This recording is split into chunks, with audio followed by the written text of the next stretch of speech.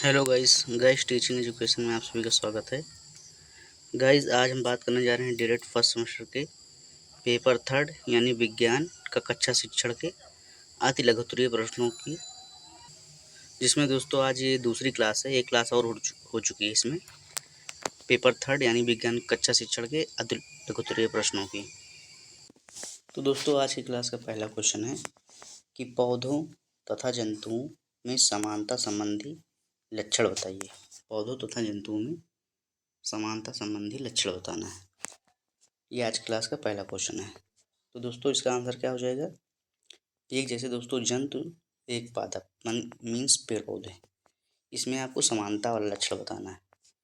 तो क्या है दोस्तों, क्योंकि ये दोनों क्या है दोस्तों, सजीव हैं सबसे पहले, तो इसमें सबसे पहला और सबसे बड़ा लक्षण क्या हो जाएगा, सभी पौधों एवं जंतुओं में अपने समान जीवों को उत्पन्न करने की क्षमता होती है। क्या दोस्तों, सभी पौधों एवं जंतुओं में अपने समान जीवों को उत्पन्न करने की क्षमता होती है। ये दोस्तों सबसे पहला और सबसे बड़ा लक्षण है। और भी दोस्तों इसका दूसरा लक्षण क्या है, दोनों को भोजन की आवश्यकता होती है। जैसे जंतु घास और भी चीज़ें खा लेते हैं, मान लीजिए फल है ये सब भी, या जैसे हम सभी देते हैं रोटी वगैरह, और पौधे प्रकाश संश्लेषण की क्रिया द्वारा अपना भोजन बनाते हैं। तो ये भी दोस्तों लक्षण है कि भाई दोनों को भोजन की ज़रूरत होती है, बस प्रकार अलग होता है। फिर दूसरा क्वेश्चन है कि पुष्प में कितने भाग होते हैं। पुष्प में कितने भाग होते हैं, तो दोस्तों पुष्प में कुल 4 भाग होते हैं। कौन कौन से दोस्तों, जैसे एक बाह्य दल पुंज होता है, फिर दल पुंज होता है, पुंमंग होता है और जायांग। ये दोस्तों आगे मिले क्वेश्चन तो बता देंगे, अभी मौखिक रूप से बता देते हैं। फिर अगला क्वेश्चन है कि जीवधारियों में अनुकूलन किन कारणों से होता है। जीवधारियों में यानी जंतुओं में अनुकूलन किन कारणों से होता है, कारण क्या है। तो दोस्तों जीवधारियों में अनुकूलन वातावरण, भोजन तथा भोजन की उपलब्धता के कारण होता है। तो दोस्तों फिर से देखते हैं, जीवधारियों में अनुकूलन वातावरण, भोजन तथा भोजन की उपलब्धता के कारण होता है।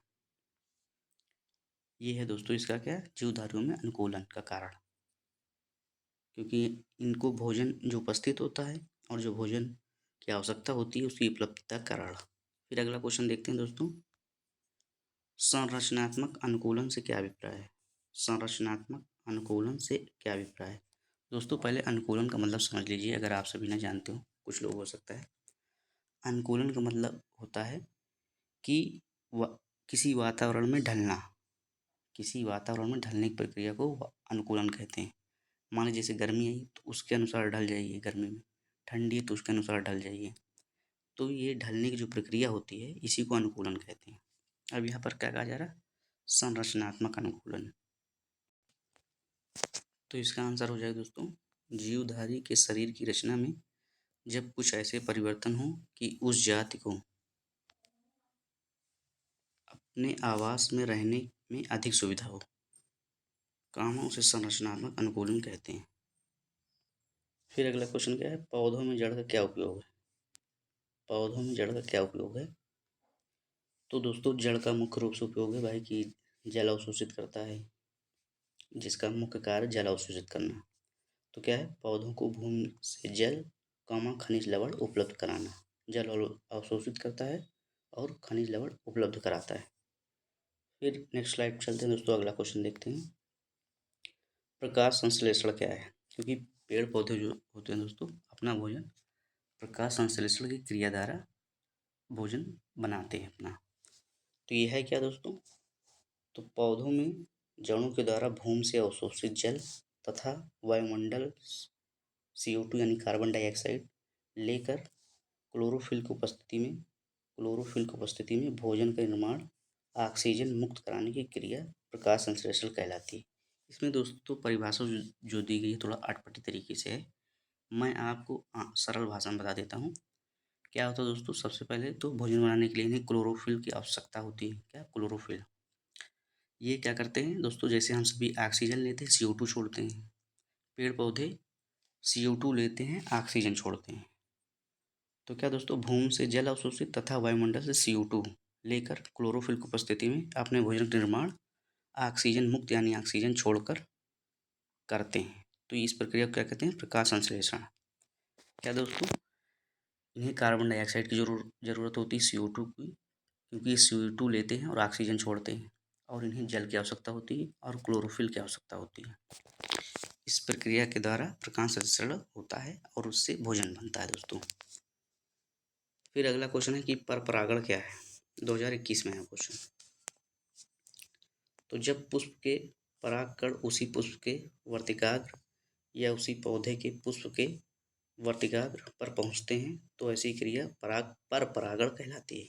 एक दोस्तों परागण होती है, एक परपरागण। यहाँ पर परपरागण की बात की जा रही है, तो फिर से देखते हैं इसको। जब पुष्प के परागकण उसी पुष्प के वर्तिकाग्र या उसी पौधे के पुष्प के वर्तिकाग्र पर पहुंचते हैं तो ऐसी क्रिया परपरागण कहलाती है। मीन्स ये उसी पुष्प में होते हैं, मतलब जैसे एक बार घटना हुई फिर उसी पुष्प में हो रही, तो इसे क्या कहा जाएगा? परपरागण। नेक्स्ट स्लाइड चलते हैं दोस्तों, अगला क्वेश्चन देखते हैं। पुष्प के नर अंग का नाम लिखिए। तो दोस्तों पुष्प के नर अंग का नाम क्या हो जाएगा? पुंकेसर। क्या है दोस्तों? पुंकेसर। फिर अगला क्वेश्चन है कि फलों में जल की मात्रा कितनी होती है? तो दोस्तों जो फलों में जल की मात्रा होती है वो 90%। फिर अगला क्वेश्चन है पौधों में जड़ का क्या कार्य है? मीन्स पौधों में जड़ का क्या कार्य है? तो मैंने बताया दोस्तों कि जल अवशोषित करते हैं और खनिज लवण भी अवशोष लेते हैं दोस्तों जमीन से। तो क्या है? पौधे की भूमि में स्थिर रखने तथा भूमि से जल एवं खनिज लवणों का अवशोषण करना। पौधों को भूमि में स्थिर, क्योंकि भाई जड़ होती है तो पौधे भी स्थिर रहते हैं, एक जगह पर रहते हैं, स्थिर रहते हैं, मतलब इन्हें मजबूती प्रदान करते हैं पौधों को। तो जड़ का एक ये भी कार्य है कि पौधों को मजबूती प्रदान करना। फिर अगला क्वेश्चन दोस्तों अगले स्लाइड पे कि जलीय पौधों को क्या कहते हैं? तो जलीय पौधों को दोस्तों जलोद्भिद कहते हैं। क्या है? जलीय पौधों को जलोद्भिद। फिर अगला क्वेश्चन जलीय जंतुओं को क्या कहते हैं? तो जलीय जंतुओं को जलचर कहते हैं, मतलब जल में रहते हैं भाई तो उन्हें जलचर कहेंगे। ये तो सरल ही क्वेश्चन है। और जलीय पौधों को जलोद्भिद, जलीय जंतुओं को जलचर। फिर अगला क्वेश्चन दोस्तों मछली के जल में रहने के लिए कौन कौन से अनुकूलन अंग सहायक हैं लिखिए। तो मछलियों में श्वसन के लिए गलफड़े तथा जल में तैरने के लिए इनका धारा रेखीय शरीर। मीन्स इनको जल में सांस लेने के लिए गलफड़े की आवश्यकता होती है जो इनमें उपस्थित रहता है, और तैरने के लिए इनका धारा रेखीय शरीर जो आगे थोड़ा सा पतला फिर बीच में मोटा फिर पतला होता है। देखा होगा आप सभी ने, पिक्चर तो जरूर देखी होगी, मतलब चित्र। फिर दोस्तों आज की लास्ट स्लाइड है। क्वेश्चन दोस्तों कि मूसला जड़ों को कितने भागों में बांटा गया है? मूसला जड़ को कितने भागों में बांटा गया है? तो दोस्तों मूसला जड़ों को जैसे यहाँ पर 3 भागों में बांटा गया है। कौन सा? पहले शंकु रूप, दूसरा कुंभी रूप, तीसरा तर्क रूप। कुल 3 भागों में बांटा गया है। फिर अगला क्वेश्चन है कि अपस्थानिक जड़ों में भोजन एकत्रीकरण के कारण क्या परिवर्तन होते हैं? अपस्थानिक जड़ों में भोजन एकत्रीकरण के कारण क्या परिवर्तन होते हैं? अब ये दोस्तों अपस्थानिक जड़ होती है, जैसे जड़ के भी प्रकार होता है तो एक अपस्थानिक जड़ है। तो जो भोजन एकत्रीकरण होता है इसके कारण क्या परिवर्तन होते हैं पौधे में? तो दोस्तों क्या होता है? भोजन एकत्रीकरण के कारण अपस्थानिक जड़ें कंद में बदल जाती हैं, जैसे शकरकंद। फिर दोस्तों आज क्लास का लास्ट क्वेश्चन है कि अमर बेल पौधे का सामान्य परिचय दीजिए। अमर बेल जो पौधा होता है दोस्तों इसका सामान्य परिचय क्या है? तो दोस्तों अमर बेल एक परजीवी पौधा है। परजीवी मतलब ये दूसरों पर आश्रित रहता है। ये एक ऐसा पौधा है जो अपना भोजन स्वयं नहीं बनाता दोस्तों। अमर बेल अपना भोजन स्वयं नहीं बनाता है, ये दूसरे पौधों पर आश्रित रहता है और उनसे अपना भोजन लेता है। अब क्या है दोस्तों? जो अपना जीवन चूषक जड़ों के द्वारा आधार पौधे से लेता है, मीन्स दूसरों से लेता है। दोस्तों उम्मीद करता हूँ आपको क्लास पसंद आई होगी। दोस्तों वीडियो को ज़्यादा से ज़्यादा शेयर कर दीजिएगा और चैनल को सब्सक्राइब कर दीजिएगा। थैंक यू दोस्तों, आपसे अपना ख्याल रखिएगा।